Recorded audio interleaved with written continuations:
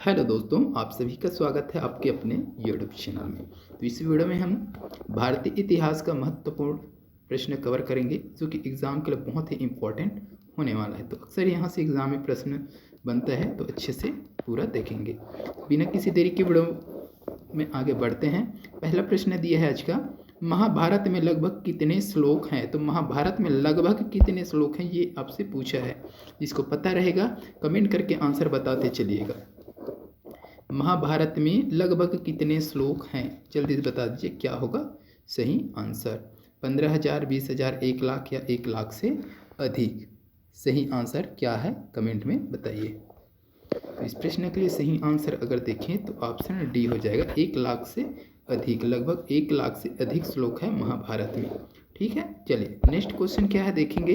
हर एक प्रश्न इंपॉर्टेंट है एग्जाम के दृष्टि से।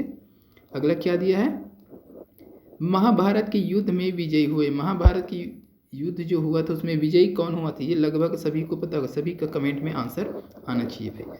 पांडव, कौरव, मौर्य, सातवाहन। ठीक है, क्या होगा सही आंसर बताइएगा।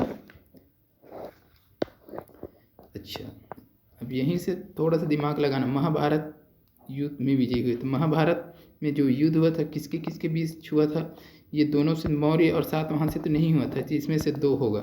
ठीक है, जीत किसका हुआ था भाई? सभी को लगभग पता होगा, है ना। क्या हो जाएगा इस प्रश्न के लिए सही आंसर? तो पांडवों का जीत हुआ था, है ना। चलिए नेक्स्ट क्वेश्चन देख लीजिए।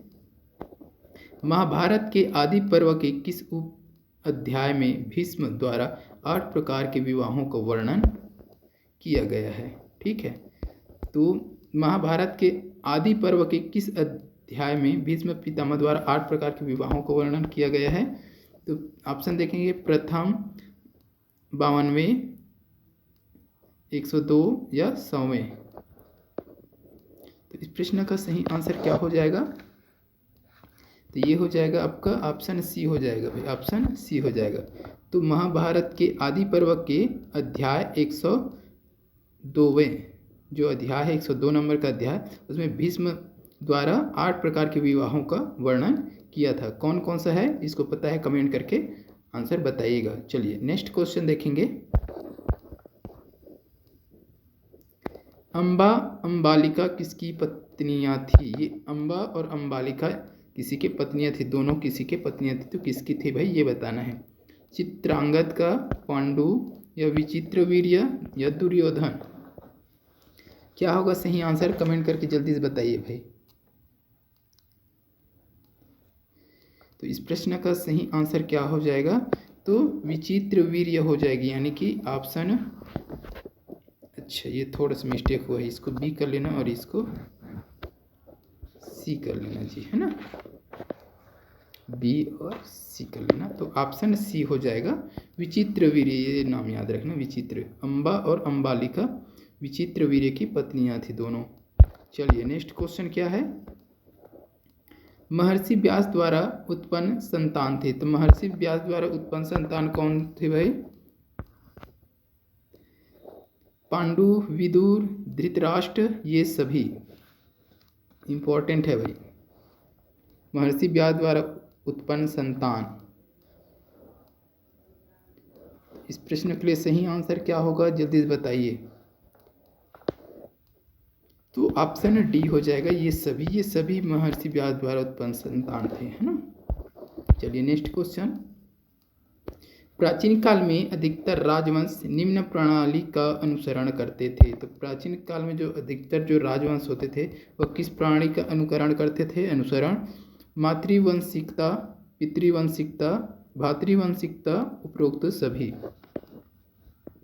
क्या होगा इस प्रश्न का सही आंसर? तो इसका सही आंसर हो जाएगा ऑप्शन बी हो जाएगा भाई, है ना, पितृवंशिकता का। तो इसी का अनुसरण करते थे प्राचीन काल में अधिकतर राजवंश जो है। नेक्स्ट क्वेश्चन देखेंगे। सबसे महत्वपूर्ण धर्मसूत्र है या धर्मशास्त्र है? सबसे महत्वपूर्ण धर्मसूत्र या धर्मशास्त्र कौन सा है? मनुस्मृति, ऋग्वेद, महाभारत या नारद स्मृति? कौन कौन सा दिया है? मनुस्मृति कर लीजिए, है ना। ये बी कर लेना इसको सी कर लीजिएगा, ठीक है। और ये डी, और ए में कर लेना आप मनुस्मृति, है ना, मनुस्मृति, ये हो गया, ठीक है। तो सबसे महत्वपूर्ण धर्म सूत्र या धर्मशास्त्र कौन सा है, ये आपको बताना है। ऋग्वेद, महाभारत, नारद स्मृति या मनुस्मृति। क्या होगा सही आंसर?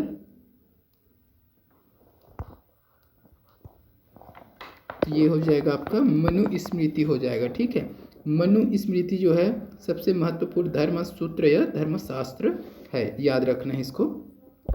चलिए नेक्स्ट क्वेश्चन देखेंगे।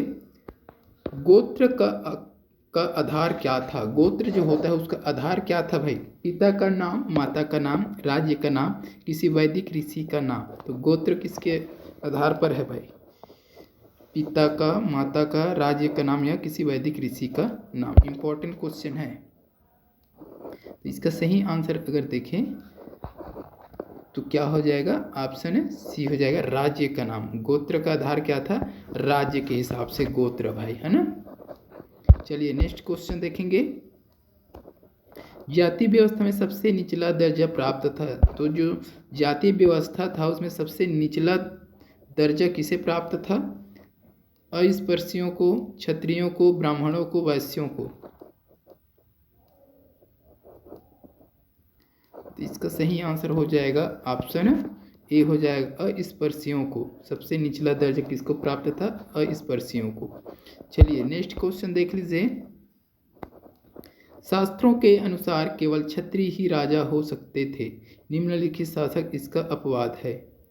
तो शास्त्र क्या कहता है? केवल क्षत्रिय ही राजा हो सकते हैं, निम्नलिखित शासक इसका अपवाद है। लेकिन एक शासक है जो इसका अपवाद है, जो कि क्षत्रिय नहीं है पर राजा है वो, है ना। कौन है? शुंग, कर्ण, सातवाहन, उपरोक्त सभी।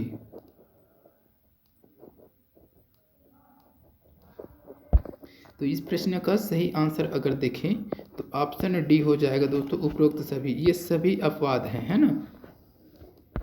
शास्त्र क्या कहता था? शास्त्र के अनुसार केवल क्षत्रिय ही राजा हो सकते हैं, लेकिन ये अपवाद है, ये क्षत्रिय नहीं है लेकिन राजा है भाई, है ना। तो प्रयुक्त सभी, याद रखना है इस तीनों नाम को। चलिए नेक्स्ट क्वेश्चन देखेंगे। निम्न शासक अंतर्विवाह पद्धति का पालन करते थे। तो कौन से शासक जो है अंतर्विवाह पद्धति का पालन करते थे? इसका अब कमेंट करके आंसर बताइएगा। क्या क्या दिया है? सातवाहन दिया है ना। सातवाहन इधर कर लेना, बी में मौर्य, ठीक है, मौर्य कर लेना। पांडव कर लेना, पांडव, सी में पांडव हो जाएगा। और डी में कर लेना कोई नहीं, कोई नहीं, ठीक है। इसका आप कमेंट करके आंसर बताइएगा। तो इस वीडियो में बस इतना ही। वीडियो अच्छी लगे तो वीडियो को लाइक करके शेयर कर दें। जल्द मिलते हैं नेक्स्ट वीडियो के साथ, तब तक के लिए वंदे मातरम, जय हिंद।